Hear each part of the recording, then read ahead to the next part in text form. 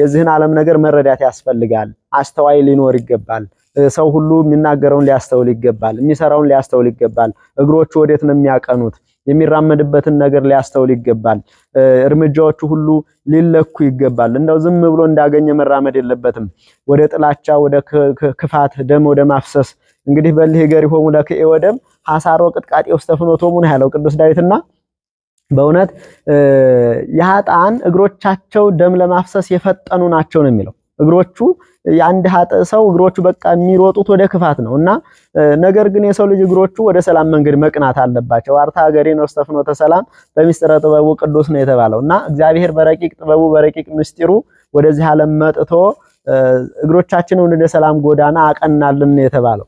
ቀድሞ ክፉዎች የነበሩ ወደ ደግነት፣ ጠማማ የነበሩት ወደ ቅንነት፣ ጨካኝ የነበሩት ወደ ርህራሄ፣ አያውቁ የነበሩ ወደ ዕውቀት፣ ሰነፎች የነበሩ ወደ ትጋት፣ እንዲሁ የማያስተውሉ የነበሩ ልብ ወደ ማድረግ ወደ ማስተዋል ነው የመጡትና የክርስቶስ መምጣት ይህን ለመለወጥ ነው። ስለዚህ እግሮቻችን ወደ ሰላም ጎዳና መቅናት አለባቸው እና አካሄዳችንን ልንመረምር ያስፈልጋል። አስተዋይ ልቡና ያስፈልጋል። የሚሰማ ይስማ የተባለው ወንጌል ይሄ ነው። በቃ ዓለሙ የሚለወጠው በመስማት ነው። ስለዚህ የማይሰማ ከሆነ ሰው ይጠፋል። ተው ተመለስ ሲባል ካልተመለሰ፣ ተው ቅና ሲባል የማይቀና ከሆነ እግዚአብሔር ይቀጣዋል። ምክንያቱም ዘዘራ ውስተ ስጋሁ ያአርር ሞተ ነው። በስጋው የሚዘራ እንደዚሁ መፍረስ መበስበስን ያጭዳል ይላል። እንግዲህ ቅዱስ ጳውሎስ በገላትያ ምዕራፍ 6 ላይ ያስቀመጠው ስለ ዘር ሲናገር ስለ ትንሣኤ ስለ መልካም ነገር ሲናገር ሲያስተምር ነው። ለገላትያ ክርስቲያኖች በደንብ አድርጎ የነገራቸው ምን ብሎ ነው? በስጋው የሚዘራ መከራን ያጭዳል፣ መፍረስ መበስበስን ያጭዳል። የስጋ ስራ የሚሰራ ሰው ጽድቅ ይዞ አይነሳም። እንደው ፈርሶ በስብሶ ከንቱ ሆኖ ስጋ እንደሚቀር ሁሉ ባዶነትን ይዞ ነው ሲነሳ ትንሣኤ ሳለው። ነገር ግን የጽድቅ ፍሬ አይገኝበትም፣ በባዶ ነው የሚሆነው። ዘዘራ ውስተ ነፍሱ ያአርር ሕይወተ፣ እነሆ በነፍሱ የሚዘራ በመንፈሳዊ የሚዘራ ግን የዘላለም ሕይወትን ያጭዳል ይላል። እንግዲህ ጽድቅ ማለት በዘር ነው የተመሰለው ማለት ነው። ገበሬ ለፍቶ ዘርቶ አርሞ ኮትኩቶ ደክሞ ብዙ በኋላ ደግሞ ምርቱን እንደሚያፍስ እንደሚያጭድ እንደሚሰበስብ መከሩን በጎተራ እንደሚሰበስብ ሁሉ የሰው ልጅ በዚህ ዓለም ጽድቅ ከሰራ ዋጋውን አያጣም። መታሰብ ያለበት ነገር እንደው ዝም ብሎ በቃ በክርስቶስ ጽድቅ ብቻ ድናለሁ እሱማ በባህሪው ጻድቅ ነው። አዎ እኛንም እንድንጸድቅ ጻድቃን ሁኑ ነው ያለው። እናንተ ቅዱሳን ሁኑ ቅዱሳን ኩኑስ ማአነህ ቅዱስ፣ እኔ አምላካችሁ እግዚአብሔር ቅዱስ ነኝና እናንተም ቅዱሳን ሁኑ አለ እንጂ እኔ ቅዱስ ሆኜላችኋለሁ እናንተ ደግሞ በእኔ ቅድስና ብቻ ትከብራላችሁ አይደለም ያለው። ስለዚህ እናንተም ቅዱሳን ሁኑ ማለት የቅድስና ስራ ስሩ ነው። ሰው እግዚአብሔር ሲፈጥረው በአርአያው በአምሳሉ ነው። ያ ማለት የእግዚአብሔርን ስራ እንዲሰራ በዚህ ዓለም ላይ እግዚአብሔርን መስሎ አህሎ እንዲኖር ማለት። ስለዚህ ስራው ሁሉ የእግዚአብሔር ሐሳብ የእግዚአብሔር ስራ እንዲሆን ነው እንጂ ሰው እግዚአብሔር ጻድቅ ነውና እኔ በኋላ እሱ ያጸድቀኛል ብሎ ማሰብ ትክክል አይደለም። ማስተዋል አለበት የሰው ልጅና ወንጌል ለምንድን ነው የተሰራ? ክርስቶስ ለምንድን ነው የመጣ? ለምንድን ነው የተሰደደ? ለምንድን ነው የተንገላታ? ለምንድን ነው መከራ የተቀበለ? ለምንድን ነው 3 ዓመት ከ3 ወር ከ6 ወር ተንከራቶ ወንጌልን ያስተማረ? ወይም ተዟዙሮ ከገሊላ ወደ ናዝሬት ከናዝሬት ገሊላ እያለ ኢየሩሳሌምን ምድረ ፍልስጤምን ተዘዋውሮ ሲያስተምር ምን ነበር ዓላማው ብሎ ማስተዋል ያስፈልጋል። ጽድቅን ለመዝራት ነው። እንግዲህ የዘራው ደግሞ ጥሩ ገበሬ ዘርቶ ጥሩ ምርት እንደሚያፍስ ሁሉ ክርስቶስን በዚህ ዓለም ወንጌልን ዘርቷል። በኋላ እንግዲህ ጽድቅን ይፈልጋል ማለት ነው። ስለዚህ ሰው በዚህ ዓለም ጽድቅን ስራ ከሰራ በዛኛው ዓለም ደግሞ ዋጋውን አያጣም። አንዳንድ ማስተዋል የሌላቸው ወንጌልን በአግባቡ ያልተረዱ ምንድነው የሚሉት? ክርስቶስ ሞቶልኛል፣ ክርስቶስ ሰርቶልኛል፣ ክርስቶስ ጾሞልኛል፣ ክርስቶስ ታግሶልኛል፣ ክርስቶስ ትሕትናን አሳይቷል፣ ክርስቶስ መከራ መስቀልን ተሸክሞልኛል፣ እኔ መከራ የለብኝም የሚል አስተሳሰብ ያላቸው ሰዎች አሉ። ነገር ግን ወንጌልም የሚለው ቅዱሳን ሐዋርያትም የሰበኩት እንዲህ አይደለም። ክርስቶስን መስለን እንድንኖር ነው። ቅዱስ ጳውሎስም ተመሰሉ ኪያየ በከመ አነ እትሜሰሎ ለክርስቶስ አንደኛ ቆሮንቶስ 11 ላይ ከቁጥር 1 ጀምሮ ስታነቡ ታገኙታላችሁና እኔ ክርስቶስን እንደመሰልኩት እናንተም ክርስቶስን መምሰል ባትችሉ እንኳን እኔን ደካማውን ሐዋርያውን አገልጋዩን ምሰሉ ብሏል። በእኔ በኩል ክርስቶስን ትመስላላችሁ ነው። ስለዚህ እኛ ቅዱሳን ሐዋርያት የምንመስል ከሆነ ክርስቶስን እንመስለዋለን ማለት ነው። ያ ምንድነው? ክርስቶስን በማስተማር መስለውታል፣ በትዕግስት መስለውታል፣ በፍቅር መስለውታል፣ በአንድነት መስለውታል፣ በየዋህነት በልግስና በቸርነት በመራራት በመስጠት በሁሉ ነገር ነው የመሰለው። ክርስቶስ ወደዚህ ዓለም መጥቶ ስጦታን ሰጥቷል እኮ። ደግነት አሳይቷል፣ የተራቡ አብልቷል፣ የተጠሙ አጠጥቷል፣ መልካም ነገር አድርጓል፣ በጎ ነገርን ሰርቷል፣ አሳይቷል። ወደ እርሱ ለመጡት ሁሉ ራርቶላቸዋል። ድውይ በመፈወስ ያዘኑትን በማጽናናት የሞቱባቸውን እንኳን ሐዘን በበዛባቸው ሰዓት በተገኘ ጊዜ የሞቱትን አስነስቶ ሐዘናቸውን ወደ ደስታ ለውጦ ርህራሄውን አሳይቶ በጎ ነገር አድርጎ ነው የሄደ። ስለዚህ እናንተም በዚህ በጎ ነገር እለፉ ለማለት ነው እንጂ እኔ የሰራው ስራ ይበቃችኋል የሚል በወንጌል ውስጥ አንድም ሐሳብ ያለው ቃል አይገኝምና ማስተዋል ያስፈልጋል ነው ዋናው ቁም ነገሩ። መጻሕፍትን መርምሮ ማስተዋል ለምንድነው የተደረገው ነው። ለዚህ ነው ቅዱስ ጳውሎስ እንግዲህ ለገላትያ ክርስቲያኖች ዘሂዘራ ውስተ ሥጋሁ የአርር ሞተ፣ እነሆ በስጋ የዘራ ማለት በስጋ አስተሳሰብ የሚራመድ ሰው ስጋዊ ስራን ሰርቶ ያልፋል፣ በመንፈስ ከዛ ይጎዳል ማለት። በነፍስ አስተሳሰብ ማለት ደግሞ መንፈሳዊ ሐሳብ ያለው ዘላለማዊ ሐሳብ ያለው የዚህ ጊዜውን ትቶ የዘላለሙን የሚያስብ እንደ እግዚአብሔር ሐሳብ የሚሄድ እንደ ወንጌል ቃል ቀንቶ የኖረ ወንጌልን የሚፈጽም የምስራቹን የተረዳ መንግሥተ ሰማያት ተስፋ ያደረገ ደግሞ እንግዲህ በዚህ ዓለም መከራውን ታግሶ እየጾመ እየጸለየ ካለው ከፍሎ እየመጸወተ አስራት በኩራቱን እያወጣ ቢሰድቡት እየታገሰ መከራ መስቀሉን ተሸክሞ የክርስቶስ ደቀ መዝሙር የክርስቶስ አገልጋይ ሆኖ አልፎ በኋላ ደግሞ እግዚአብሔር ለወዳጆቹ ለጻድቃን ያዘጋጀውን መንግሥተ ሰማያትን ይወርሳል። ስለዚህ መታወቅ ያለበት የጽድቅ ስራ መሰራት አለበት። ዘር ነው ማለት ነውና ገበሬ ተክቶ ከዘራ ብዙ ያገኛል። እንግዲህ ቅዱስ ጳውሎስ በዚህ ብቻ አላበቃምና ለቆሮንቶስ ክርስቲያኖች እንግዲህ በሁለተኛው ቆሮንቶስ ምዕራፍ 9 ላይ በዚሁ አንጻር የተናገረው ምን ብሎ ነው? ብዙ ያረሰ ብዙ የዘራ ብዙ ይሰበስባል ብሏልና ብዙ ጽድቅ ስራ የሰራ ሰው ብዙ ክብር ያገኛል ነው። እንደው ብዙ የለፋ ብዙ የደከመ ዋጋውን አያጣም። ምክንያቱም ጥቂት ሰነፍ ከሆነ ደግሞ ገበሬ አሁን እንደሚታወቀው ሰው የሚራበው የሚጠማው ባለመስራቱ ነው፣ በሌላ አይደለም። ገበሬው ተግቶ ባለማረሱ መሬቱ ጦሙን አድሮ ከዘር ሳይገናኝ ቢዘራው እንኳን ሳያርመው ሳይኮተኩተው ከሰነፈ አዝመራውን አረም በልቶት ፍሬ ሳያገኝበት ይጎዳል ማለት ነውና ስለዚህ ትጉ ገበሬ ከሆነ ብዙ ምርት አምርቶ ደስ ይሰኛል። እንደዚሁ ሁሉ የጽድቅም ስራ በዚሁ አንጻር ነው። ስለዚህ በዚህ ዓለም ብዙ መከራ ታግሶ ብዙ ጽድቅ ስራ ሰርቶ ካለው አስራት በኩራት አውጥቶ ካለው ከፍሎ ለነዳያን መጽውቶ የጻድቃንን ዋጋ ማግኘት የእግዚአብሔርን ክብር መውሰድ በኋላ በመንግስተ ሰማያት በቀኙ መቆምና መገለጥ የሚችለው ይሄ ነው። ምክንያቱም ሰው የዘራውን ያጭዳል ነው። ሰው እንዲሁ የዘራውን ያጭዳል። ቅዱስ ጳውሎስ በእውነት ለገላትያ ክርስቲያኖች ያላቸው ያንኑ የዘራውን ያጭዳል ተብሏል ነው ያላቸው። ሰው የዘራውን ያጭዳል። አሁን እንግዲህ የጽድቅ ስራ አያስፈልግም፣ ጾም አያስፈልግም፣ ይሄ አያስፈልግም፣ ትዕግስት አያስፈልግም፣ ትሕትና አያስፈልግም፣ ምጽዋት አያስፈልግም፣ አስራት በኩራት አያስፈልግም የሚሉ ማስተዋል የሌላቸው ልቦና የሌላቸው እንስሳትን ወደ መምሰል የሚጓጓዙ ሰው ክቡር ነበረ ነገር ግን እንስሳትን መሰለ ብሎ በቅዱስ ዳዊት እንደተናገረው ማስተዋል አጥቶ ማገናዘቢያ ጠፍቶበት አይምሮውን አልጠቀምበት ብሎ እንጂ ወንጌልስ እንደዚህ አትናገርምና ሰው ሰርቶ እንዲከብር ነው። የእግዚአብሔር ልጅ ወደዚህ ዓለም መምጣቱ መገለጡ የጽድቅን ጎዳና ለመግለጥ ነው። ስለዚህ ለመምህርነት ነውና ይሄንን መረዳት ያስፈልጋቸዋል። ለሁሉም ማስተዋሉን ያድል እግዚአብሔር እና እንግዲህ ቅዱስ ጳውሎስም ሰው የዘራውን ያንኑ ያጭዳል ነው ያለው። ስለዚህ የጽድቅ ስራ የሚያገኙት ነው ማለት ነው። እንደው ገበሬ ለፍቶ በጭቃ ላይ በትኖ ከንቱ ሆኖ አይቀርም፣ ዋጋውን አያጣም ማለት ነው። ያገኛል፣ ምርቱን ያፍሳል። ታዲያ እግዚአብሔር በዚህ ዓለም ጽድቅ ስራ የሰሩትን ደግሞ በዛኛው ዓለም አክሊል ሊሰጣቸው የተዘጋጀ የታመነ አምላክ ነውና ይህን መገንዘብ ያስፈልጋል ነው። እንደው በስጋ አስተሳሰብ በስጋዊ ደማዊ ዕውቀት መራመዱ መመላለሱ እንስሳትን መምሰል ነው እንጂ መልአካዊ ሕይወትን ማግኘት አይደለምና ይህንን መጻሕፍት ሁሉ መረዳት መመርመር ማስተዋል ያስፈልጋል። ዘቦእዝን ሰሚዐ ለይስማዕ እንግዲህ ማስተዋል በምንድነው በምሳሌ የተነገረው? ዝናቡ ለምንድነው የተነገረው? ምድር ለምንድነው የተነገረችው? ገበሬ እርሻው ይሄማ ሞኝነት አይደለም ወይ ከተባለ ምሳሌው ማስተዋል ነው። ክርስቶስ ነው ራሱ ተርጉሞ የተናገረው። ስለዚህ መተርጎም መረዳት ማብራራት ይጠይቃል። ካልተረዱት ደግሞ ከመምህራን ቀርቦ መጠየቅ ይገባል ማለት ነውና ማስተዋል ያስፈልጋል። ዛሬ ብዙ ሰው ማስተዋል በማጣት መልካም የሰራ መስሎት በክፉ ጎዳና እየተመላለሰ ነው የምናየው። እውነት ለመናገር ብዙ ሰው ክፉ የሰራ ላይ መስለው ይችላል። ባለማስተዋሉ ነው። ባለማስተዋሉ ጉዳት ላይ እየወደቀ ነው። አካሄዱ እየተበላሸ ነው። አነጋገሩ፣ አስተሳሰቡ ሁሉ እየተለወጠ ነው። የጽድቅ ነገር እየጠፋበት ነው። አዋቂ ሲመስል ሰነፍ ሆኖ እየተገኘ ነው። አስተዋይ ሲመስል ልብ አልባ ሆኖ እየተገኘ ነውና እንደው ማስተዋል ያስፈልጋል። ማስተዋልን እንዲሰጥ ደግሞ መጸለይ ያስፈልጋል። በእውነት ኦርቶዶክሳውያን እንደው መጸለይ ያስፈልጋል። በጸሎት የማይገኝ የለም። የተሰወረ ሁሉ በጸሎት ይገለጣል። የምናነበው እንኳን አልገባን ካለ የሚነገረን እንኳን አልገባን ካለ እንደው በጸሎት እንኳን መጠየቅ ያስፈልጋል። በእውነቱ ቅዱስ ዳዊት እኮ በመዝሙር 50 ብናገኝ እንደው ፍጥር ሊተ ልበ ንጹሐ ሲል ነው የምናገኘው። አቤቱ አስተዋይ ልቦና ፍጠርልኝ ነው የሚለው። ስጠኝ ማለት እኮ ነው፣ ሌላ ልብ አንጣልኝ ማለት አይደለም። ያንኑ ልቦናዬን አስተዋይ አድርግልኝ፣ ተነግሮት የማይሰማውን ልቦናዬን እንዲሰማ አድርግልኝ፣ ማስተዋል ያጣውን አይምሮዬን ለውጠህ እንዳስተውል አድርግልኝ፣ ጽድቅና ኃጢአቱን እንድለይ አድርገኝ እና የሰው ልጅ ማስተዋል ከሌለው ተጎጂ ስለሚሆን ነውና መጸለይ መልካም ነገር ነው። በጸሎት የማይፈታ ችግር የለም። በጸሎት የማይሞላ ነገር የለም። በጸሎት የማይቀና ጠማማ የለምና ጸሎታችንን አጥብቀን መያዝ ያስፈልጋል።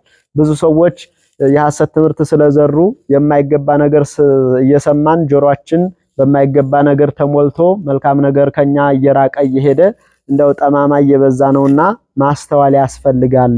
ቃለ እግዚአብሔርን መስማት ያስፈልጋል። የምንሰማውን ደግሞ ስለምን ተነገረ ብሎ ማስተዋል መረዳት ያስፈልጋል። ሰዎች ባለማስተዋላቸው ይጠፋሉ።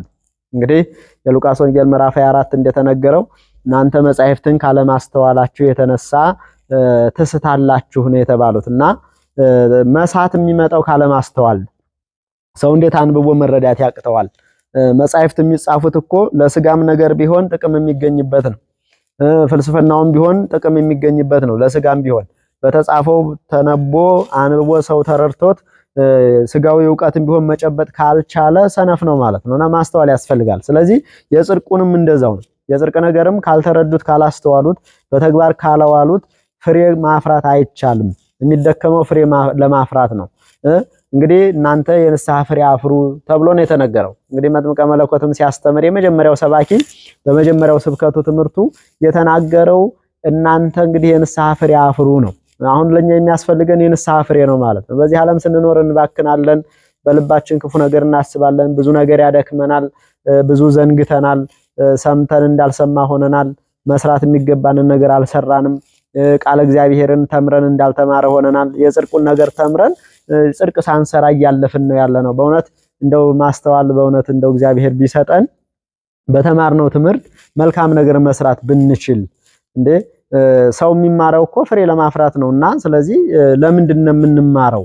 ቤተ እግዚአብሔር መመላለሳችን፣ ወንጌልን መስማታችን፣ ቅዳሴውን ማስቀደሳችን፣ ማህሌቱን መቆማችን፣ ሰዓታቱን መቆማችን፣ መዝሙር መዘመራችን፣ ወንጌል መማራችን ለምንድን ነው? ፍሬ ማናፈራ ከሆነ ስለዚህ ይህንን እያስተዋልን መሄድ ያስፈልጋል እና ወደ ተግባር ለመለወጥ መትጋት ያስፈልጋል። ጠንካራ ክርስቲያን መሆን ያስፈልጋል። ገበሬ እኮ ጠንክሮ ሰርቶ ነው አይደል እንዴ?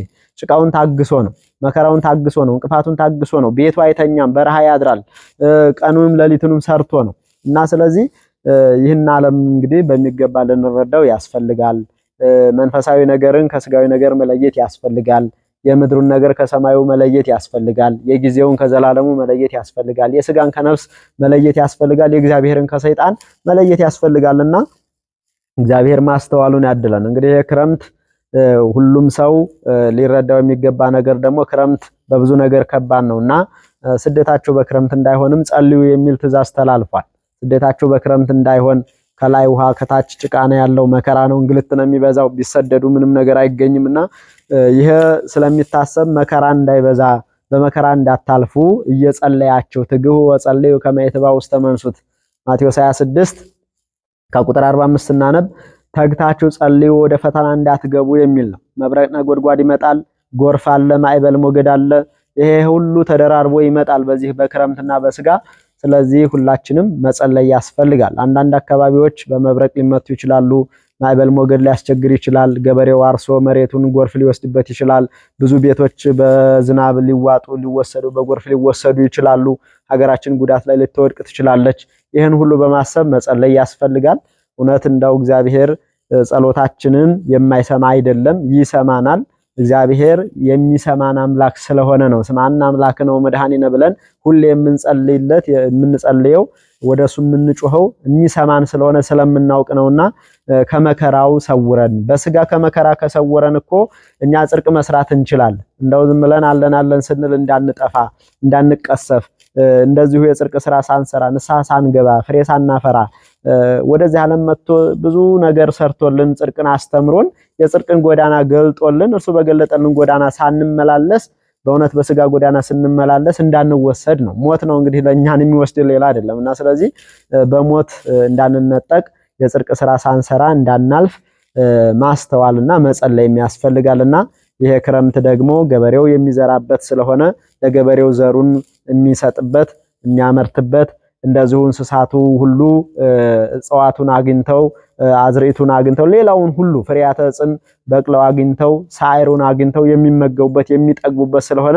እግዚአብሔር ፍጥረቱን ሁሉ የሚያጠግብበት ይሄ የክረምት ወቅት ዝናብ ነውና 9 ወር በጋውን ሰው ሁሉ የሚመገበው ከዚህ ክረምት ካገኘው ነውና ብዙ እንደው ሰው ብቻ አይደለም በነገራችን ላይ ቀለቡን የሚሰበስብ ብዙ ፍጥረት አለ። ከአዕዋፋትም ቀለባቸውን ሰብስበው የሚያስቀምጡ አሉ።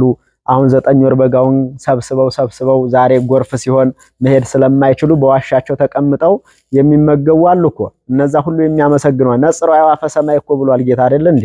የሰማይ ወፎችን ተመልከቱ እነሱን እግዚአብሔር ይመግባቸዋል ብሏልና እግዚአብሔር የሚመግባቸው በዚህ ዝናብ አዘጋጅቶ በፀሐይ አብስሎ ነውና የሁሉ መጋቢ የሁሉ አባት ደግሞ ለኛ የጽድቅ ምግብ መግቦናል። የሕይወትን ምግብ ሰጥቶናል። አንዱ የጽድቅ ምግባችን ወንጌል ነው። ወንጌል የነፍስ ምግብ ነው። ወንጌል የጽድቅ ምግብ ነው። ወንጌል የሰላም ምግብ ነው። ወንጌል የነፍስም የስጋ ምግብ ነው። ስለዚህ ይሄንን ወንጌል የሚመገብ ሰው ደግሞ ይጠግባል እና ቃለ እግዚአብሔር ምግብ ነው። ሌላው ሁለተኛውና መደምደሚያው መጨረሻው ደግሞ ስጋው ደሙ ነው። ስለዚህ እግዚአብሔር ስጋውን ደሙን ሰጥቶናል እኮ። እመቤታችን ደመና ትባላለች። ክርስቶስ ደግሞ ልጇ ዝናብ ይባላል። አንቲ ዘበአማን ደመና እንተ አስተራየኪ ለነ ማየ ዝናብ ትምህርተ ተዋህዶ ረሰየኪ አቢላ። እንግዲህ አንቲ ዘበአማን ደመና ቅዱስ ኤፍሬም ሲናገር ከኦሪት ዘፍጥረት ምዕራፍ 9ንም ወስዶ ነውና ደመና እውነተኛ ደመና ነው። ስለዚህ ዝናብ ያለበት ደመና ተብላለች። እሷ ደመና ከሆነች ልጇ ዝናብ ነውና ለሁሉ የሚያጠግብ ዝናብ ተብሏል፣ ንጹህ ዝናብ። ስለዚህ ክርስቶስ ለኛ ምግብ ነው ማለት ነው። ከሰማይ የወረደ እንጀራ እኔ ነኝ፣ የሕይወት ምግብ እኔ ነኝ ብሎ ተናግሯል። ስለዚህ እሱን አግኝተነዋል። እርሱን አግኝተን ደግሞ መራብ የለብንም፣ መጠማት የለብንም። ክርስቶስን ያገኘ ሰው እንዴት ጽድቅን ሊራብ ይገባል? ክርስቶስን ያገኘ ሰው እንዴት ሰላምን ሊራብ ይገባል? ክርስቶስን ያገኘ ሰው እንዴት እውነትን ሊራብ ይገባል? ክርስቶስን ያገኘ ሰው እንዴት እውነትን ተርቦ በሐሰት እንዴት ይጎዳል ነው።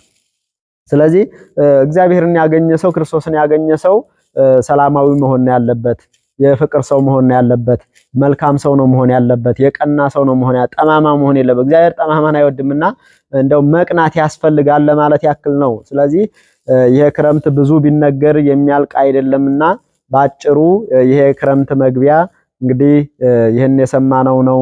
ቅዱስ ዳዊትም የተናገረው እግዚአብሔር ለምድር ዝናቡን ክረምቱን አዘጋጀ፣ በተራራው ላይ ሁሉ እጽዋትን አበቀለ፣ ለሌሎችም ሁሉ ደግሞ ምግባቸውን ሰጠ፣ ዘይሁብ ሲሳይ ለኩሉ ዘሥጋ ይላል፣ ለእንስሳትም ይላልና ስለዚህ ለፍጥረቱ ሁሉ ምግብ የሚሰጥ እግዚአብሔር እርሱ ነው ተብሏልና እግዚአብሔር ደግሞ ለኛ የዕለት እንጀራችንን ሰጥቶናል። እናንተም ስትጸልዩ አባታችን ሆይ በሰማይ የምትኖር ብላችሁ ለምኑ የዕለት እንጀራችንን ስጠን በሉ ተብሏል። ስለዚህ ሁላችንም የዕለት እንጀራችንን ስጠን ብለን ስንጸልይ የዕለት እንጀራ ዛሬ ባየነው ለገበሬው ዘሩን ዘርቶ ተክሉን ተክሎ የሚያገኘው ፍሬ ነው። ሁሉም ይሄ ነው በምድር በስጋ የስጋ ምግብ። የነፍስ ምግብ ደግሞ ወንጌል ነው። የነፍስ ምግብ ደግሞ ይሄ ነው። ስለዚህ የነፍስ ምግብ ስጋውና ደሙ፣ የነፍስ ምግብ ንስሐ ነው። ንስሐ ማለት ደግሞ ኃጢአትን ትቶ መመለስ ማለት ነው። ሌላ አይደል። ኃጢአትን ትቶ መመለስ ነው። ሐሰትን ትቶ ወደ እውነት መምጣት ነው። ስለዚህ አመጽን ትቶ ደግሞ ወደ ጤናማነት አስተሳሰብ መምጣት ስለሆነ ይህንን የነፍስ ምግብ የሚገኘው በዚህ ነውና ሰው ሳይሰራ አይበላም። በዚህ ዓለም ላይ ሳይሰራ የሚበላ ማንም የለም። ሰው ሰርቶ ነው ደሞዙን የሚቀበለው እንጂ ሳይሰሩ መብላት ቢቻልማ ሰነፎች አይራቡም ነበረ። ስለዚህ ሰርቶ ነው ሰው። አሁን ብዙ ሰው ማስተዋል ያቃተው የጽድቅን ነገር ከስጋ ጋር እንኳን እንደው ጥቂት እንኳን ማስተያየት ስለማይችል በምድር እኮ ሰው ደሞዝ የሚከፈለው የሰራ ሰው ነው እና ሰው ሰርቶ በወሩ ወይም የለፋበትን በጊዜው ደሞዙን እንደሚያገኝ ሁሉ በዚህ ዓለም ጥሮ ግሮ መልካም ሰርቶ በጸሎት በአምልኮት ጸንቶ ኖሮ በሃይማኖት ቀንቶ ከኖረ በኋለኛው ዘመን በመጨረሻ እግዚአብሔር መንግስተ ሰማያትን ያወርሳል። ሁሉም ዋጋውን አያጣም። ወይፈድዮ ለኩሉ በከመ ምግባሩ ነው። ሰው በዚህ ዓለም ለፍቶ ጥሮ ግሮ ዋጋ እንደሚያገኝ ሁሉ የለፋበትን ደሞዙ እንደሚያገኝ ሁሉ እግዚአብሔርም ለታመኑበት የሃይማኖት ፍሬያቸውን የትዕግስት የመከራቸውን ዋጋ አክሊልን ይሰጣል። ስለዚህ መንግስተ ሰማያት የተዘጋጀችው ለለፋ ለደከመ ለወጣ ለወረደ እግዚአብሔርን ለፈራ በፈሪሃ እግዚአብሔር ለኖረ በሕገ እግዚአብሔር ለተመላለሰ ስለሆነ አመፀኞች የእግዚአብሔርን መንግስት አይወርሱም። በደንብ አስረግጠን ልናውቅ የሚገባው አመፀኛ እግዚአብሔር መንግስት አይወርስም፣ ሐሰተኛ እግዚአብሔር መንግስት አይወርስም፣ ጨካኞች እግዚአብሔር መንግስት አይወርሱም። ሃይማኖት የሌላቸው በእርሱ ያላመኑ አምላክ ወልደ እግዚአብሔር ወልደ ማርያም ብለው ያላመኑ ስጋውን ደሙን ያልተቀበሉ የእግዚአብሔር መንግስት አይወርሱም። ዘበላ ስጋዬ ወሰቴ ደሜ ነው። ይሄ ነው መጨረሻው መደምደሚያውና ስጋውን የበላ ደሙን የጠጣ ነው የእግዚአብሔር መንግስት ሊወርስ የሚችለው። ስለዚህ ይሄን አስረግጦ መናገርም መረዳትም ያስፈልጋል። እንግዲህ የእግዚአብሔር መንግስት የሚወርሱ በትሕትና የተመላለሱ እንደ ሕጉ የተመላለሱ እግዚአብሔርን የሚፈሩ ሃይማኖት ያላቸው በምግባር የቀኑ መስቀሉን የተሸከሙ ናቸውና በዚህ ዓለም ስንኖር ሁላችንም መከራ መስቀሉን ከትከሻችን ልናወርድ አይገባም። ተግተን ልንኖር ይገባል። የጽድቅ ስራውንም ተግተን መስራት ይገባናል። መስነፍ የለብንም። በተለይ በዚህ ዘመን ብዙ የሐሰት ትምህርት በበዛበት ሰዓት ኦርቶዶክሳውያን ልናስተውል ያስፈልጋል። ብዙ ጫጫታ ይበዛል፣ ብዙ ጉርምርምታ ይበዛልና እውነቱን ከሐሰት እየለየን የጽድቅን ነገር ከኃጢአት እየለየን ልንመላለስ በጥበብ ልንመላለስ ያስፈልገናል። በንስሐ መመላለስ ያስፈልገናል። የበደለም ይካስ የቀማም ይመልስ፣ እንደዚሁ ደግሞ የተቸኮለም ደግሞ ይታገስ ነውና ሁላችንም በንስሐ ተመላልሰን ከኃጢአት ወደ ጽድቅ ተመልሰን ከአምልኮተ ጣዖት ካለ ወደ አምልኮተ እግዚአብሔር ተመልሶ አምኖ ተጠምቆ ስጋውን በልቶ ደሙን ጠጥቶ ከብሮ ገኖ ክርስቶስን ለብሶ ትንሣኤ ሕይወትን ይነሳልና እግዚአብሔር አምላካችን ሁላችንንም ያላመኑትን ወደ ሃይማኖት አምጥቶ ያልጸኑትን ደግሞ አጽንቶ ምግባር ያልቀናላቸውን በምግባር አቅንቶ ማለት በጾም በጸሎት እንዲጸኑ በምጽዋት በአስራት በኩራት እንዲጸኑ አድርጎ የሚሰጥም እየሰጠ የሚታገስም እየታገሰ የሚጾምም እየጾመ እየጸለየ ጸንቶ ይህችን ዓለም አሸንፎ እንዲኖር አምላካችን እግዚአብሔር ይፍቀድልን። ሁላችንንም የቸርነቱን ስራ እንዲሰራልን እየጸለይን አምላካችን እግዚአብሔር ለንስሐ ሞት ለስጋው ለደሙ ያብቃን፣ ይቆየን። ወስብሐት ለእግዚአብሔር ወለወላዲቱ ድንግል ወለመስቀሉ ክቡር።